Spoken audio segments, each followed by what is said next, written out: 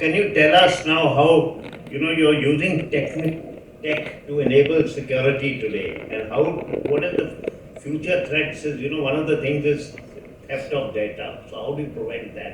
What are the measures you're taking? Thank you so much.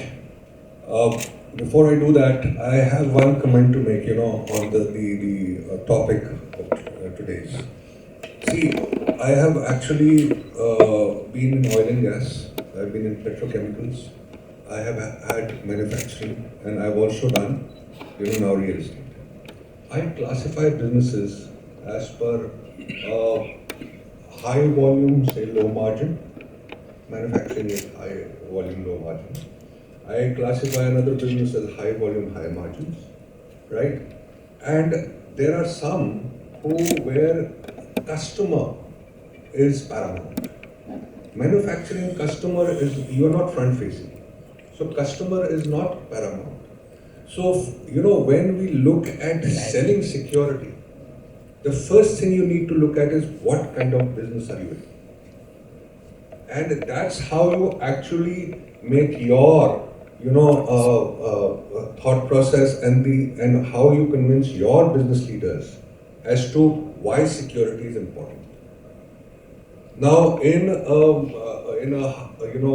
high volume, low margin, I will have to show the person that I'm optimizing.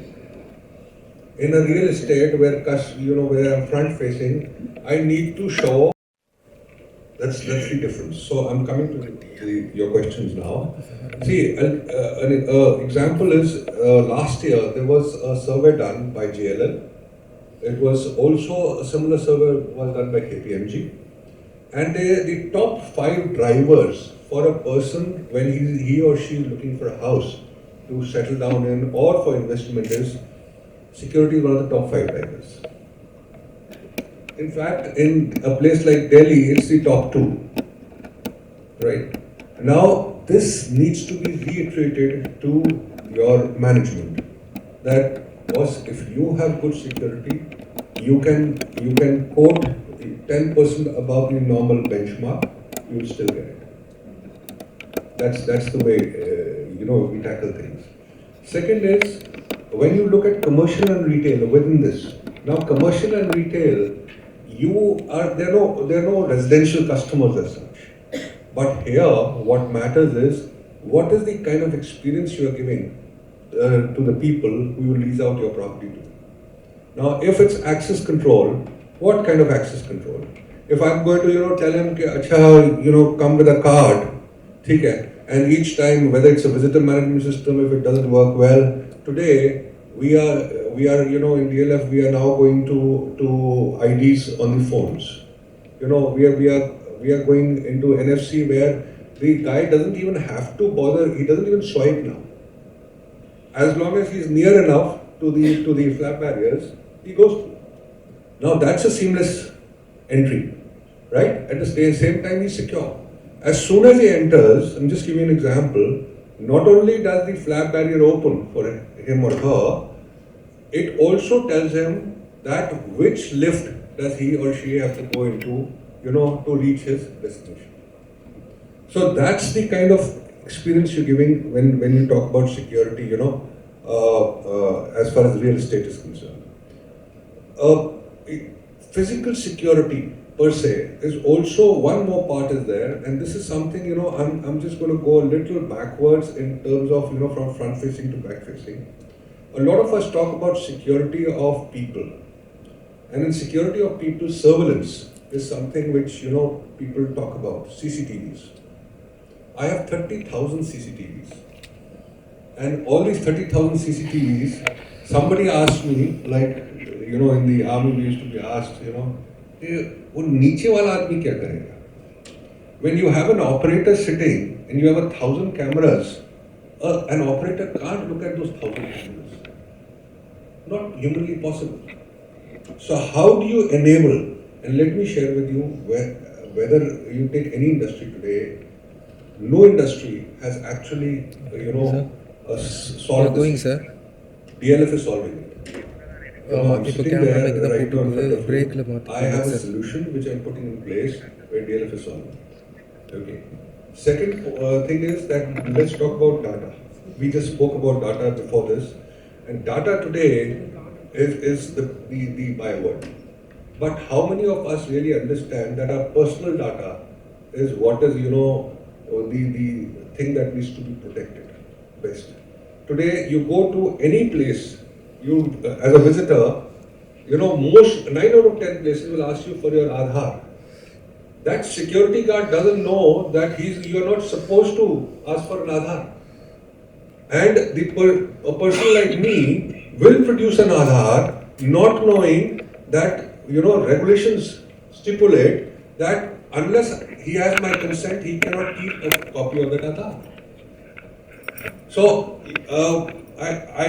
very interestingly, when I put this data protection to the management, how I do it is, I talk about SEBI, because when you look at your own company, you should look at whether it's a regulated entity or not.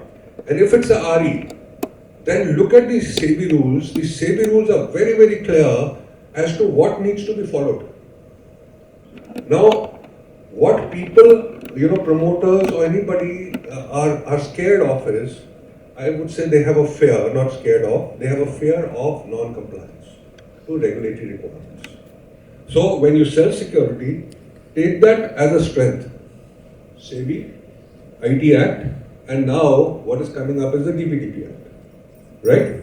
So if you combine these three, you have a very, very strong business case to protect data, put in technology which is required, and here nobody is asking you for money. They're not saying that, they won't pay the dollars for this. So that is where I am. Thank you. Thank you very much. I think you gave a very good insight into, the way DLF functions and the way you are looking at technology in the future to drive security. Yeah, next we'll switch to Om Prakash, and he's with Fidelity.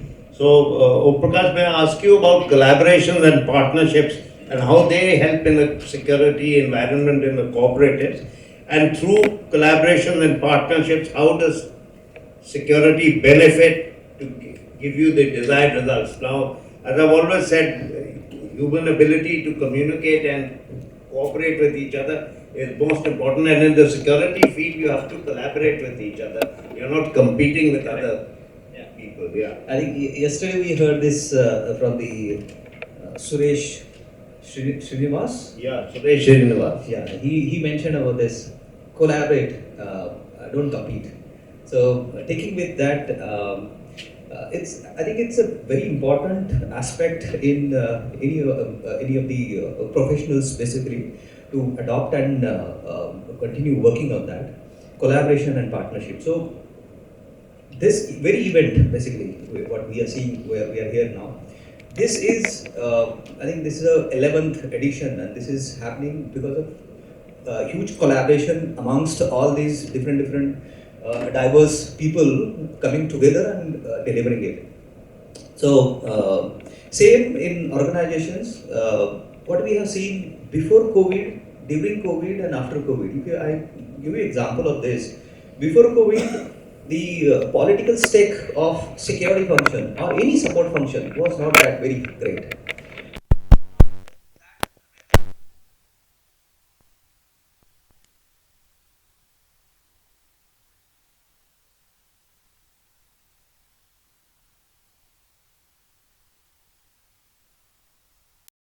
There on the field, and others were sitting at home, and there was a lot of collaboration was required between security and the businesses, and that helped us to enhance our political stake in the organization, supporting business to enable and deliver as they expected. So, and that continued basically. That continued in terms of gaining a lot of confidence on the security people, like what they can deliver, what they can do. They are not only limited to gates, guards, and guns. They are beyond that.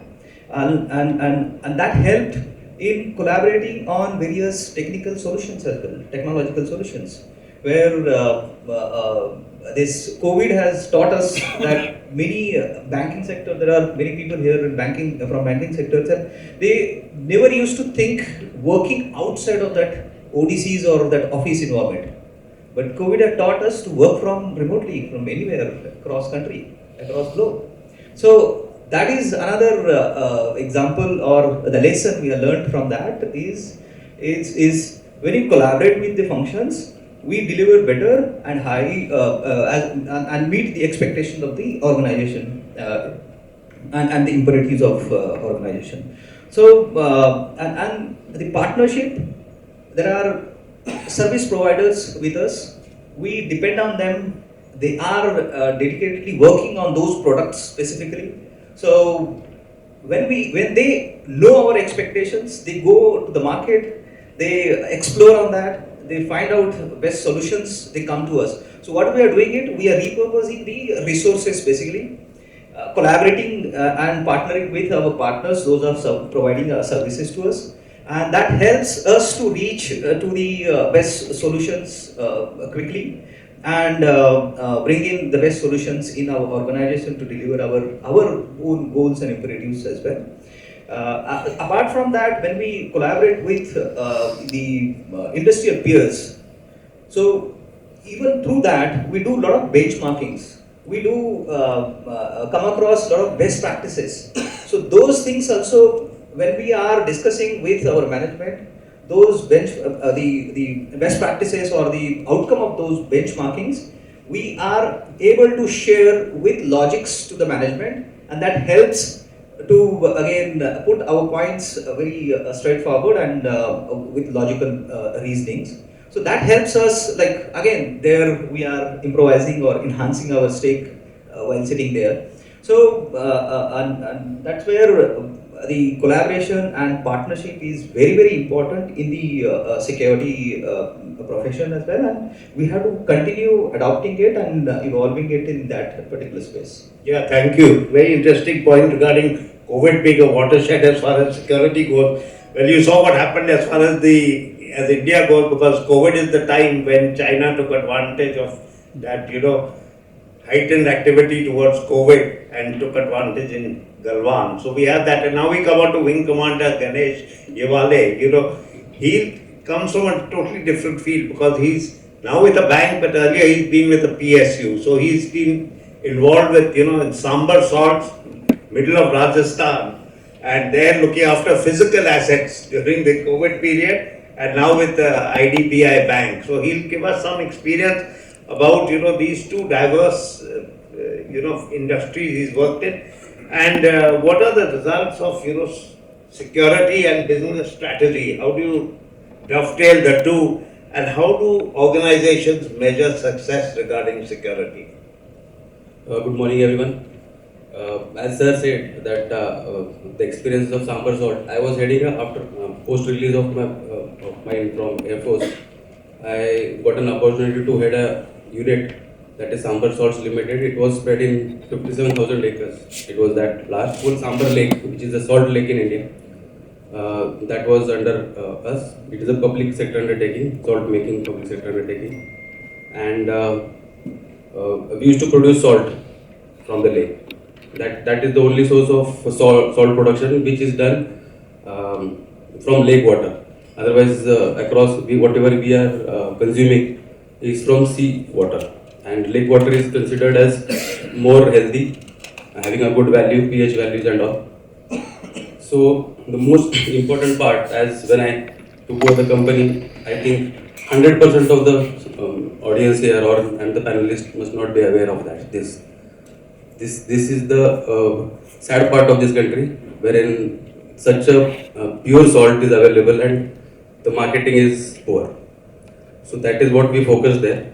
And the most important part is the first lesson of security, which I am presently, the industry which I am working in, I learned there. Because of the spread, a lot of pilferages used to happen.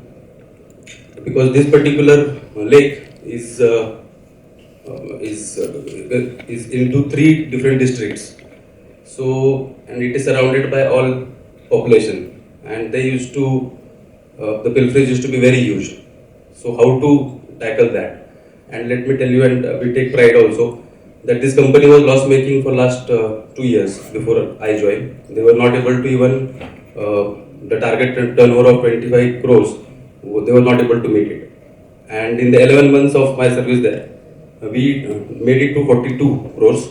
Subsequently, the annual turnover was 45 crores. So, I think there are a lot of reasons behind it, but the main reason is the pilferage. The pilferage was the one which was doing the leakages. So, what the point is, how to collaborate the security and how it is important is, it is important because there will be there will be losses that will be incurred in the industry, the losses and leakages, and this will be in the form of maybe data loss and the resources. So if these two losses further leads to many other costlier losses, like there's a loss of customer faith, their loyalty, then there will be losses of resources, the economy, the funds. So this we can reduce by enhancing and collaborating security, and this is how it is to be improvised. Coming to the second part of the question is how to measure the successes or how to measure the how secure and the efficacy of the security systems that we are employing or deploying. There are, as Kishore sir also had said, that we can collate the data of the security breaches and the security this has happened, as he rightly initiated that thing, and make it in a graphical form, make it a data. So collect that data, collate it, and further analyze it for improvising the processes. This we can do it by collecting the in day-to-day scenarios, that is what is happening, noting it down and collating. Otherwise, we can do it in a way of maybe doing a dry runs of some specific contingencies, and then identifying what are the loopholes where it can be improvised, and then further improvising the SOPs, standard operating procedures of the this to handle that incidents. Yeah, thank you. Very good insight into physical security in Sambar Lakes, and also there's huge challenge with banks today. As far as security of customers is concerned. Yeah, I'll add to it, sir. Like the industry which I'm working in is finance industry. There are one more losses is that we have got loss of face also if something happens, and it happens like, and there are regulatory threats also. Yes. There are regulators, RBI norms are very heavy, and the penalties are also heavy. Penalties, apart from penalties, it is a loss of face. In the newspaper, it comes that 1 lakh rupees penalties hit our customer base is directly maybe Absolutely. Yeah. Thank you very much. And now we'll switch to yet another aspect of security, and for that, to discuss that, I have none other than Mr. Sai Kumar T, who's the company manager head of Tasir. So he's going to talk to you an issue that Colonel Deepak raised, and that is about, the video analytics. So there's videos, a huge role in security and growth of security today. So how do you secure this, and how do you secure the video feeds, and what is the challenges you're facing regarding this? First of all, good morning to everyone here, and it's really an honor to be part of such an esteemed family, sitting with all of you. So, rightly, I was supposed to say something else, but when you told business is all about profit, both of you, sir, it's a fact. And today, video analytics has enabled, as a technology, has enabled the business owners to make profit. So, what security, what any kind of video software or all this technology can do is, first thing, thanks to the booming OTT platforms in India, nowadays people are aware that CCTV is something which is in reality, because majority of the investigation cases gets resolved through the camera footage or the video footage, which all of you have been doing from such a long time. So now people are aware, okay, there is something. But actually when you go to the bottom of the pyramid to retrieve any kind of recording, that time you come to know it's not an easy task, to be very honest. At that time you understand certain challenges. Like ये तो hard disk की data ही नहीं है मेरा, तो उधर ये हो गया वो हो गया and all these things come. So what this software or any kind of video surveillance technology does is it gives user or the lowest level of the person in the pyramid that okay, my system is not working today. It gives it an alert like through different platforms. So by which the user or the owner of this person of this place, it becomes very easy for him to identify okay, there is some problem, and then he goes and resolve. This is a basic thing which has improved over the time in this. Second, now coming to the business angle is lot of BI tools are now available through video analytics.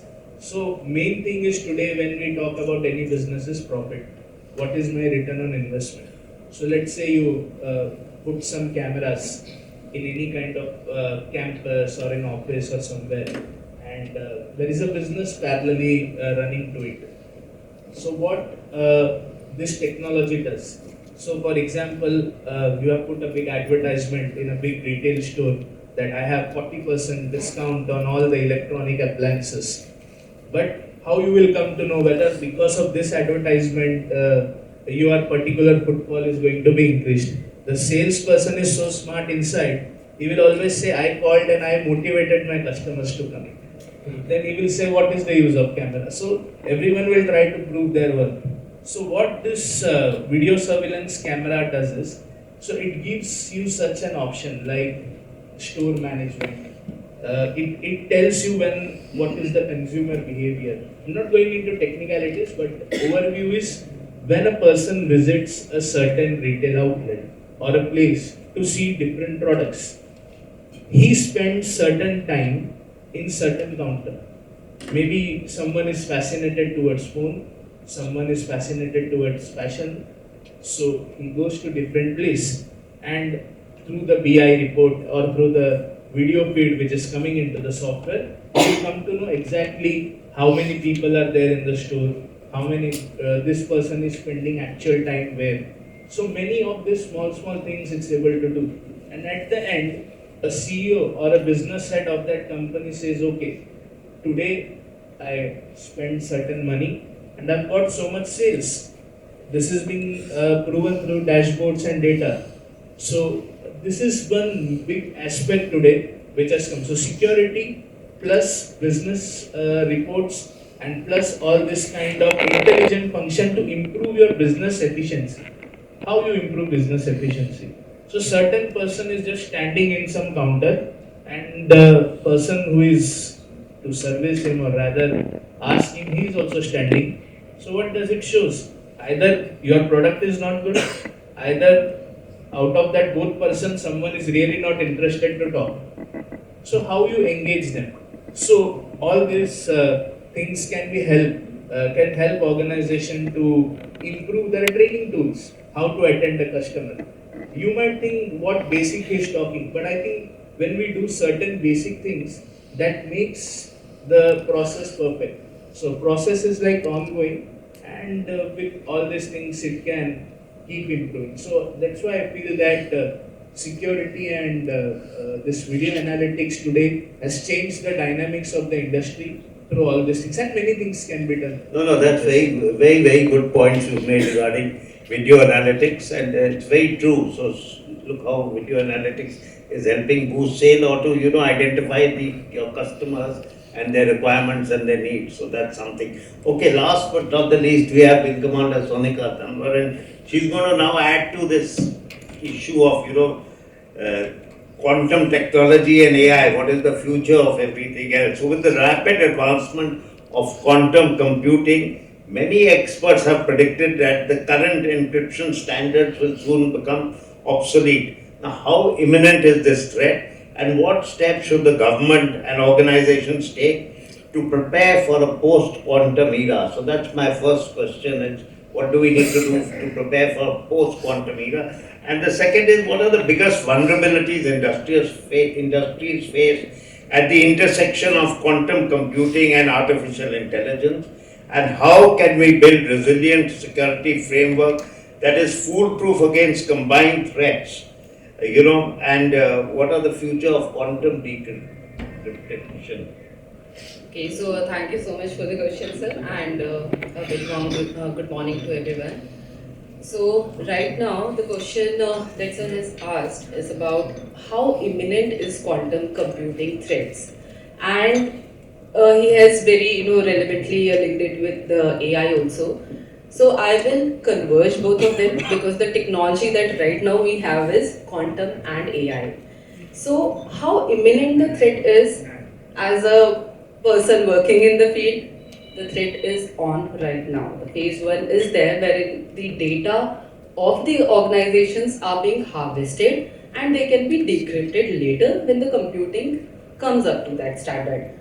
Having said that, what is the impact that it is going to have on your businesses or on the government organizations is what I'll derive from what Colonel Bakshi said, that the security for the organizations, the security will be a key driver only if we know how it is impacting our organizations. So for national security agencies, the impact will be 100x, and for maybe other healthcare, it will be again a very great impact when the quantum computing comes in picture, and the confidential data that we are holding as an organization is out. But how much do we know about the power of this quantum computing? So I'll take you back to December 9 when Google had announced its chip, below chip, the quantum chip. So the computing power that the world right now has, the fastest and the most capable computing power, the time it takes to resolve a problem is like the 10 septillion is the time frame, that is like what in comparison with the quantum computing. So it is the age of the universe, the power which will take the age of an universe to solve a problem is being solved by a quantum computer in 20 minutes. So it is a terrific power that quantum brings to the world. And yes, the threat is imminent because all the encryption standards that we are using here, the conferences we hold, the data we keep for encryption, the researches that we do, everything is at stake. But now, given the geopolitical landscape, which country, and a good friend like China, would they tell you that we have already developed the computing? They will never do that because obviously for the purpose, for the benefits, they would use that power to harvest your data is being harvested any which ways, they will use that power to decrypt it. And this is the urgency of the problem, I would say, which calls for an action that the security professional, those we are sitting here, we have to be proactive in deploying the quantum secure solutions.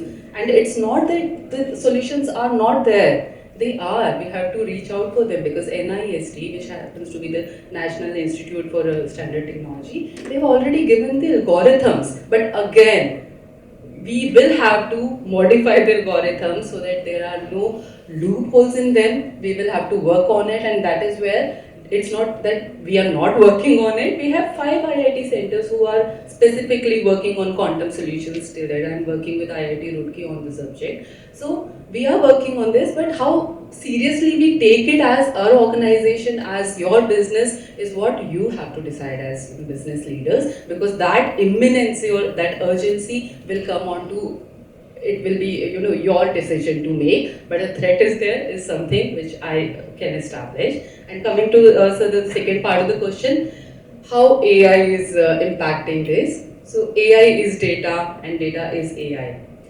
So with the DeepSeek, being launched, the complete media is full with the features that it is giving out. And again, our good friend China, they were trying to build a dam over Brahmaputra recently for the purpose, because the energy consumption and the water requirement that the AI engines require is they have to fulfill it now. Okay, so the development that they are doing in AI is because with AI, the kind of data collection that is being done in the background, the memorandum of the article of this DeepSeek, if you study it, it says that the startup which are running, the startups of specifically in India, because we are a country which is booming in startup areas. So the data you put in there, the complete data is being harvested for building up their channels, and devising the ML of their AI data bank. So that is what we will have to understand when AI, what data we are going to give it to them and what data it is going to utilize as an organization, as an individual, as a startup. What is that you are going to give to the world on platter, and what is that you are going to keep it to yourself. So with this, Hey, thank you, Sonika. You've given us a view into the future. Thank you very much. And now, before I throw the discussion open to the very informed audience we have here, I'll ask everyone to briefly sum up on security for what are your major takeaways in precisely 5 to 10 seconds. Just one major point each. Yeah. Okay, so just quickly, I think our biggest or the strongest resource is human, and our weakest link is also human. Okay. It is up to the CSOs that how we recognize the capabilities of this person. Even if the AI or quantum, everything comes, it is the human being's training which is there in his mind, that how he conducts himself and he comes out with it. And last point I would like to say is that when we are on the topic of business strategy and we are talking about the CSOs also need to have a concept of duty of care. If this duty of care can be implemented in all the major companies, I think we will touch base with every employee inside our organization and they will produce wonders. Okay, Deepak. I'm just going to say this much, that in near past we had an incident with Saif Ali Khan. All of us know that, right? How many of us know that when it happened, that the real estate stock market took a hit? It took a major hit, especially in Mumbai.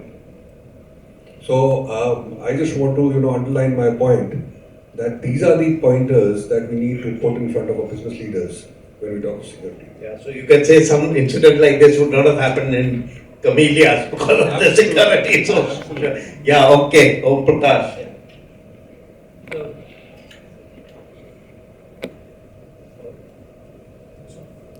Yeah, so coming back to this collaboration and partnership, I will say that it helps to foster culture of teamwork leading to mutual growth for all of us.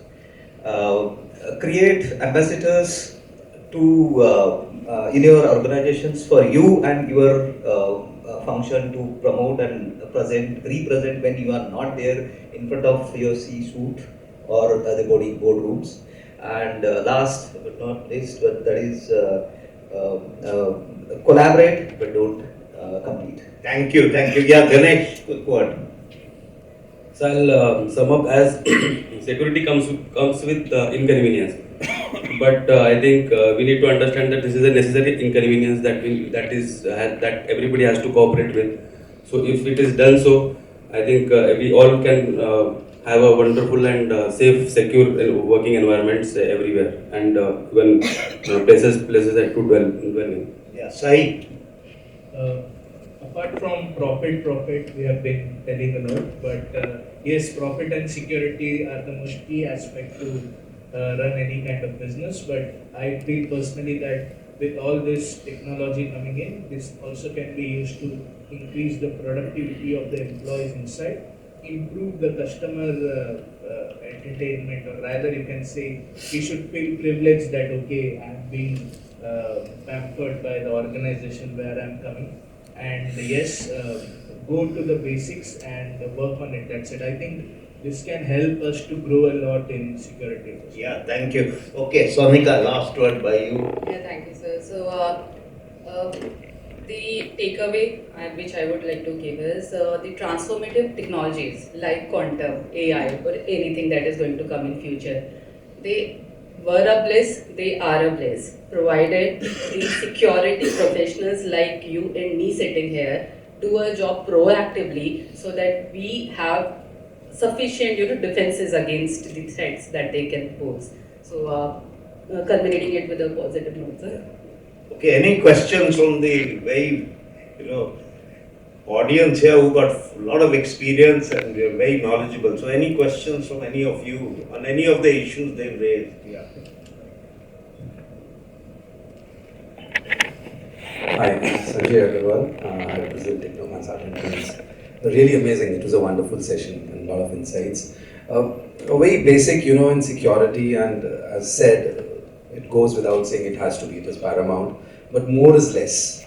So that's something, and we have to evolve. So something if Karan Bakshi, as he said, specifically on the 30,000 cameras, we would really like to hear more on it, if possible, if there's no disclosure agreements, if we could understand how do you do that intelligence to it.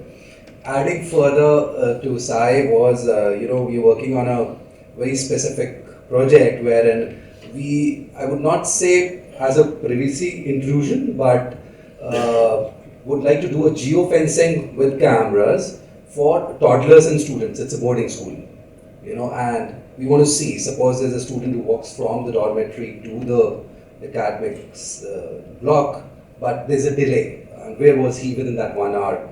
So these are small things, variables. So that is a privacy intrusion. Coming back to Dr. Colonel Bakshi again is, privacy sometimes, the security sometimes becomes a privacy intrusion also. So how do you react to that? That was it. And can automation actually replace humans? So is humans still, as Colonel Sudhir said, It said that yeah, humans are. humans Can't do yeah, away with humans. Yeah, so that is again a key to it. So these are a few. I'm sorry, I've just No, put in thank you. Yeah, we'll ask them one by one.